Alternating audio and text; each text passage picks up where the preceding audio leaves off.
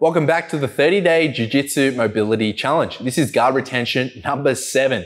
You can make a full week out of these now. So what we're gonna do is we're gonna come up into our squat test position. If you followed along with every session in the 30-day challenge so far, well done, amazing work. But you'll be familiar with this concept of the squat test retest. So we come into a deep squat, just test out how we're feeling today, and then we're gonna retest at the end and see what we have done to change our squat position, which is a good loaded position indicator of how we are getting our knees to chest. Basically, that is why I title these guard retention, is because it improves your ability to get your knees to chest, which is going to help with your guard. Obviously, I can't, this isn't about teaching you guard retention skills as such, but more so teaching your body on how to get into those guard retention positions. So now we have tested our squat position. We're going to go into a long lunge. We've done this one so many times because it is very beneficial. I think we just did it 2 days ago if you've been following along, but we're going to have our left foot forward and come into this long lunge. Really want you to sink deep into this position and twist in as much as you can. Really feel, noodle around in this position, move and groove, feel it out.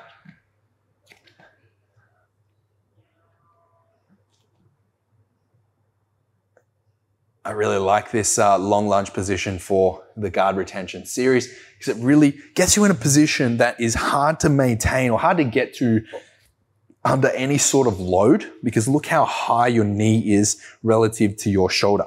And you can even make it more difficult by sinking in. But we're not going to spend too much time in long lunge. This isn't the long lunge special. We have done that in the past. This is more about guard retention, so we're going to move on to a different position shortly. As a reminder, while I'm waffling along and trying to distract you, half the time I'm trying to teach you something, other half of the time I'm trying to distract you from the to make it go a bit faster relative. Yeah, so we're going to move on to the other side in just a moment. All right, so bring your right foot forward, left foot goes back. And we're going to move and groove into the right side of the long lunge. Now, I like to keep my hand on my foot here to just plant to keep my foot planted so I can really like twist in, move and groove into this position. Just push my knee out a bit. Still recovering from that ankle sprain that I was complaining about a couple of sessions ago. So it's hard for me to get the best shape possible on my right-hand side. And I may have to modify the final exercise today because I might not be able to do it, but I'll definitely be able to demonstrate it for you on the left so you won't miss out. Don't worry. Let's move and groove here. And in a moment, we're going to move into some hamstring flossing. I believe we have done this early days on the 30-day challenge, one of the earlier sessions. Not this exact sequence, but a similar sequence from long lunge into hamstring. But we'll go over that again, a reintroduction to the hamstring flossing, which leads me into the exercise itself. So we're going to go back to the left side now, put your left leg forward, and what you're going to basically be doing is focusing in on stretching out your hamstring by locking your quad. So the idea here is to engage your quad, flex your quad muscles against your tight hamstrings. So the way we're going to do that is have fingertips out in front of you here, outside of your foot. Work your foot, your front foot, this is your left foot, into the center line here, and we're going to lift the toe, flex the quad against the tight hamstrings, and come out. So we're going to touch and range, and then come out. Make sure you maintain a steady breath volume through this. This can feel pretty hectic. Get those nerves running through the nerve tunnels. Flex your quad and come out. Point your toe. If this is too much for you, you can point your toe the other way. So push your foot forward and that will relieve some of the tension. But ideally, toes to the sky and flex your quads. Now, this is too easy for you. You can level up by tucking in your chin like this.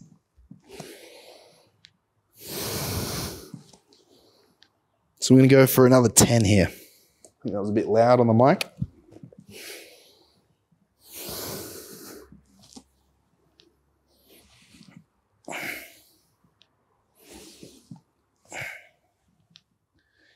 Keep breathing.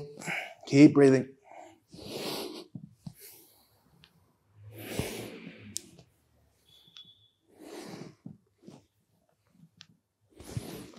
All right, now let's swap.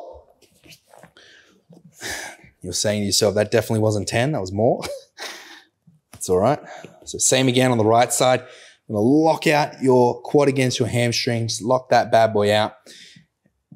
Flex your quad against your tight hamstrings. You can start straight away by tucking your chin in, or you can do a couple of little warm-up hamstring flossing if you would like with me. Let's tuck. Let's go.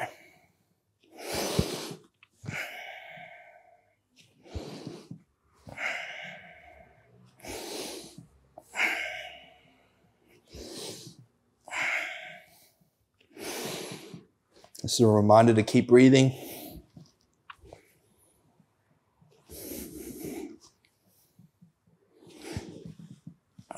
Okay, now we're going to swap. Same thing again, back to the left side, straight away into the tuck. If you can, if not, that's okay. Remember to flex your quad hard against your hamstrings. It's really important you engage your quad at the end range here. Just touch end range and come out.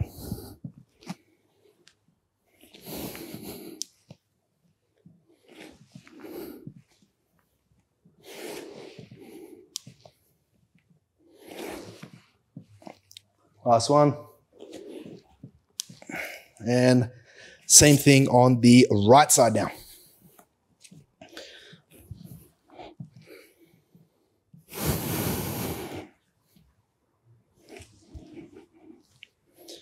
You've got it.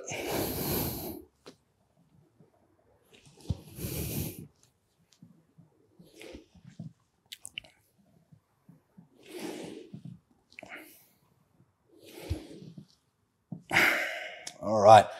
Now, final exercise. I mentioned I might not be able to do it on my right-hand side, but let's see. So what I'm going to do is I'm going to start on my left side, so my right ankle's a bit shit. And basically, you're going to sit. I might go on the side here so you can see a bit better. I'm going to sit on the instep of my foot here. What it does is it stretches your shins. Now, I'm just going to lightly grab the top of my knee, basically just grab my knee here and lift it up.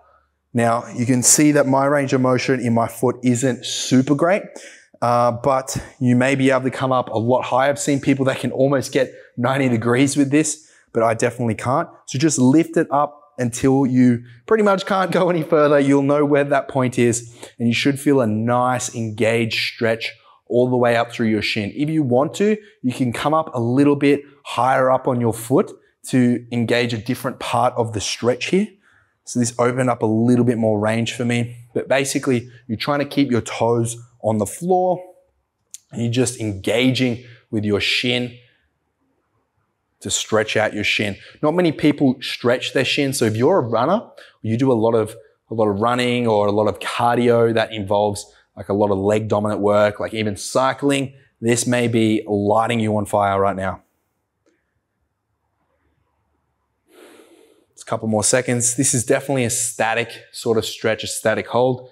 But there's nothing wrong with doing static stretching every now and then. It doesn't all need to be active mobility. Static stretching definitely has its place, and this is one of them. All right, so release there. I want to see how I go on my right-hand side, but definitely not going to push it. Let's see if I can even sit in that position, okay? All right, and then same thing again on your right side now.